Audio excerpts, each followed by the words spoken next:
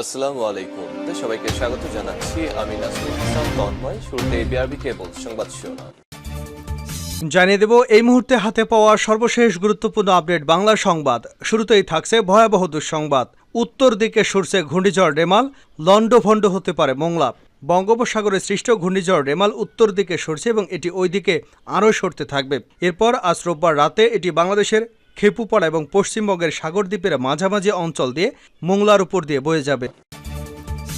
এবারে জানাবো ঘূর্ণিঝড় রেমালের প্রভাবে সুন্দরবনের উপকূল সহ মোংলায় 10 নম্বর বিপদ সংকেত রয়েছে। এরই মধ্যে বৃষ্টিসহ দমকা বাতাস বইতে শুরু করেছে। জলোচ্ছ্বাসের পানি বেড়ে তলিয়ে গেছে পুরো সুন্দরবন এলাকা। জানাবো বিপন্ন বেনজির আহমেদের পাশে এখন আর কেউই নেই। বিষয়টি যেন বিনা মেঘে বজ্রপাতের মতো। সাবেক পুলিশ প্রধান কল্পনাও করতে পারেনি তার উপর নেমে আসবে এমন একটি আঘাত। এ বিষয়ে থাকছে একটি বিস্তারিত আলোচনা, ভিডিওটি না টেনে দেখতে থাকুন। এবারে থাকছে সংসদ সদস্য আনারুল আজিম আনারের খুনের তদন্তে কলকাতায় পৌঁছেছেন বাংলাদেশ গোয়েন্দা প্রতিনিধি দল। এদিকে স্বামীকে ঘরের মধ্যে তালাবদ্ধ করে বাড়িতে আগুন ধরিয়ে দেওয়ার অভিযোগ উঠেছে স্ত্রীর বিরুদ্ধে। এতে আগুনে ভস্মীভূত হয়েছে পুরো বাড়ি। তবে ভাগ্যক্রমে প্রাণে বেঁচে গেছেন স্বামী। ভারতের পশ্চিমবঙ্গের বীরভূমের নলহাটি থানার হাজরপুর গ্রামে ঘটেছে এ ঘটনা। এবং সর্বশেষ জানাবো আন্তর্জাতিক সংবাদ। আন্তর্জাতিক আদালতের আদেশ উপেক্ষা করে হামলা চালাচ্ছে ইসরায়েল। গাজায় নিহতের সংখ্যা বেড়ে প্রায় 36,000। এতক্ষণ শিরোনাম শুনছিলেন, এবার বিস্তারিত। প্রিয় দর্শক, আপনি যদি এই চ্যানেলে নতুন হয়ে থাকেন, ভিডিওটি দেখতে দেখতে চ্যানেলটি সাবস্ক্রাইব করে আমাদের সঙ্গেই থাকুন। আর এই ভিডিও সম্পর্কে আপনি আপনার মূল্যবান মতামতটি কমেন্ট বক্সে জানিয়ে দিন। আর হ্যাঁ প্রিয় দর্শক, জানিয়ে দিন ভিডিওটি কোথা থেকে দেখছেন। উত্তরের দিকে সরছে ঘূর্ণিঝড় রেমাল, লন্ডভন্ড হতে পারে মোংলা। বঙ্গোপসাগরে সৃষ্ট প্রবল ঘূর্ণিঝড় রেমাল উত্তর দিকে সরছে এবং এটি ওই দিকে আরও সরতে থাকবে। এরপর আজ রোববার রাতে এটি বাংলাদেশের খেপুপাড়া এবং পশ্চিমবঙ্গের সাগরদ্বীপের মাঝামাঝি অঞ্চল দিয়ে মোংলার পাশ দিয়ে অতিক্রম করবে। রোববার সর্বশেষ আপডেটে এ তথ্য জানিয়েছে ভারতের আবহাওয়া অফিস। গত সপ্তাহে বঙ্গোপসাগরে সৃষ্টি হয় একটি নিম্নচাপ। গতকাল শনিবার এটি গভীর নিম্নচাপে রূপ নেয়। এদিকে সন্ধ্যায় রূপ নেয় ঘূর্ণিঝড়ে। এরপর আরও শক্তি সঞ্চার করে রোববার সকালে এটি পরিণত হয় প্রবল ঘূর্ণিঝড়ে। ঘূর্ণিঝড়টি যখন বাংলাদেশ এবং ভারতের উপকূল অতিক্রম করবে তখন এটির গতিবেগ থাকবে ঘন্টায় 110 থেকে 120 কিলোমিটার, আর ঝড়ো বাতাসের গতিবেগ থাকবে 135 কিলোমিটার। আবহাওয়া অফিস আরও জানিয়েছে গত 6 ঘন্টায় 13 কিলোমিটার গতিতে উপকূলের দিকে অগ্রসর হচ্ছে প্রবল এই ঘূর্ণিঝড়টি। এদিকে ঘূর্ণিঝড় রেমালের প্রভাবে রাত থেকেই রাজধানী ঢাকায় বৃষ্টিপাত শুরু হবে বলে জানিয়েছে আবহাওয়া অধিদপ্তরের পরিচালক মোহাম্মদ আজিজুর রহমান। তিনি বলেছেন, ঘূর্ণিঝড় রেমালের প্রভাবে ঢাকায় আজ রাত থেকেই বৃষ্টি শুরু হবে।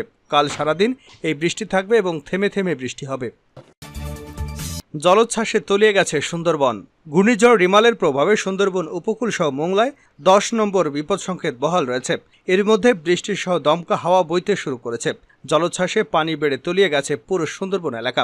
পূর্ব সুন্দরবন বিভাগের করমজল বন্যপ্রাণী প্রজনন কেন্দ্র ও পর্যটক কেন্দ্রের আজাদ কবির বলেন, ঘূর্ণিঝড় রিমেলের প্রভাবে স্বাভাবিকের চেয়ে 4 ফুট পানি বেড়ে সুন্দরবন তলিয়ে গেছে। পানির আরও চাপ বাড়বে, তবে বন্যপ্রাণীদের কোনো ক্ষয়ক্ষতির আশঙ্কা নেই বলে জানিয়েছেন তিনি। আজাদ কবির বলেন, ঘূর্ণিঝড় রিমেলের কারণে সম্ভাব্য ক্ষয়ক্ষতি এড়াতে পুরো সুন্দরবন বিভাগের কর্মকর্তা এবং বন রক্ষাকারীদের ছুটি বাতিল করা হয়েছে। বন বিভাগের ঝুঁকিপূর্ণ ক্যাম্পগুলোতে থাকা বন রক্ষাকারীদের এরই মধ্যে নিরাপদে সরিয়ে আনা হয়েছে। এদিকে ঘূর্ণিঝড়ের প্রভাবে এরই মধ্যে মোংলা নদীতে যাত্রীবাহী ট্রলার চলাচল বন্ধ করে দেওয়া হয়েছে বলে জানিয়েছেন পৌর মেয়র বীর মুক্তিযোদ্ধা শেখ মোহাম্মদ রহমান। তিনি বলেন, ঝুঁকি এড়াতে যাত্রীবাহী নৌযান চলাচল বন্ধ করে দেওয়া হয়েছে। তবে জরুরি কাজ এবং রোগীদের কথা চিন্তা করে মোংলা নদীতে ফেরি চালু রাখা হয়েছে। পৌর শহরের আশ্রয় কেন্দ্রের লোকজনকে আনার জন্য ব্যাপক তৎপরতা চালানো হচ্ছে। বিপন্ন বেনজিরের আশেপাশে কেউ নেই। বিষয়টি যেন বিনা মেঘে বজ্রপাতের মতো। সাবেক পুলিশ প্রধান কল্পনাও করতে পারেনি তার উপর এমন একটি আঘাত আসতে চলেছে। গতকাল বিকেলে ঢাকা মহানগর আদালতের স্পেশাল জজ মোহাম্মদ আশামসুজ জগলিল হোসেন দুর্নীতি দমন কমিশনের করা এক আবেদনের পরিপ্রেক্ষিতে পুলিশের সাবেক মহাপরিদর্শক বেনজির আহমেদ এবং তার স্ত্রী ও মেয়ের নামে থাকা স্থাবর অস্থাবর সম্পত্তি জব্দ বা ক্রয় করার আদেশ দিয়েছেন। আদালতের আদেশটির বিষয়ে দুর্নীতি দমন কমিশনের আইনজীবী খুরশিদ আলম খান গণমাধ্যমকে জানিয়েছেন, বেনজির আহমেদের সম্পদ কেনার 83টি দলিল ইতিমধ্যেই জব্দ করার আদেশ দিয়েছেন আদালত।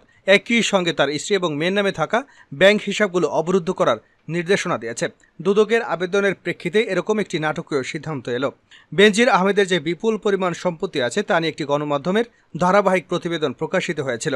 সেই প্রতিবেদনের পর বেনজির আহমেদ কিছুটা আত্মপক্ষ সমর্থনের চেষ্টা করেছিলেন বটে, তবে তা শেষ পর্যন্ত উচ্চ আদালত পর্যন্ত গড়ায় এবং উচ্চ আদালত বিষয়টি নিয়ে দুর্নীতি দমন কমিশনকে তদন্ত করবার নির্দেশ দেন। দুর্নীতি দমন কমিশন 2 মাসের সময় বেঁধে দেওয়া হয়েছে। এর মধ্যে গতকাল আদালত বেনজির আহমেদের সম্পদ জব্দ করার জন্য আদেশ দিয়েছিল। বেনজির আহমেদ ছিলেন একসময়ের দুর্দান্ত প্রভাবশালী, প্রচণ্ড ক্ষমতাবান। অনেকেই মনে করতেন মন্ত্রীর চেয়েও তিনি বেশি ক্ষমতাবান, কারণ অনেক মন্ত্রীরাও তার কাছে ধর্ণা দিত এবং নানা রকম তদবির করতেন। সরকারের প্রভাবশালীদের ফোন ধরতেন না বেনজির, এমন কথাও হতাশার সুরে বলছেন অনেকেই। 2009 সালে আওয়ামী লীগ ক্ষমতায় আসার পর বেনজিরের উত্থান ঘটে তর করে। তিনি প্রথমে ডিএমপির পুলিশ কমিশনার, পরবর্তীতে র্যাবের মহাপরিচালক এবং সবশেষ পুলিশের সর্বোচ্চ পদে অধিষ্ঠিত হন। মেধাবী, দক্ষ একজন কর্মকর্তা হিসেবে তার সুনাম ছিল বটে, কিন্তু পাশাপাশি তার বেপরোয়া জীবন এবং একটা ড্যাম কেয়ার মনোভাব সকলকে হতবাক করত। তিনি র্যাবের মহাপরিচালক থাকা অবস্থাতেও সরকারের প্রায় নীতি নির্ধারক অবস্থায় ছিলেন বলে অনেকেই মনে করেন। সেই সময় অনেকেই তাকে তোয়াজ করতেন, তাকে পৃষ্ঠপোষকতা করতেন। বেনজিরের আশীর্বাদ পুষ্ট না হলে অনেক ক্ষতি হতে পারে এমন ধারণা ছিল বিভিন্ন মহলে।